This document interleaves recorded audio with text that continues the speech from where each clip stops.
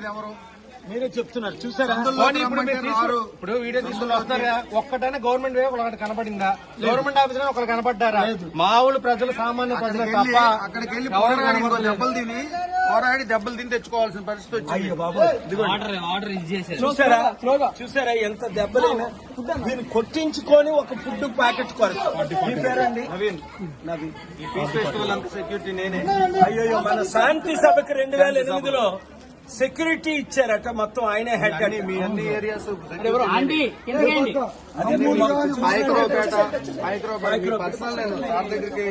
బావగారి దగ్గరికి వెళ్ళమని చివరిలో చెప్పారు మీరు ఒంగోలులో. చూసారా ఎంత అభిమానులు వీళ్ళు ఉన్న సత్యాన్ని చెప్తున్నారు. ఇది ఇప్పుడు ఇమీడియట్ గా ముఖ్యమంత్రి గారు చర్యలు తీసుకోవాలి. అసలు దీన్ని ప్రివెంట్ చేయాలి.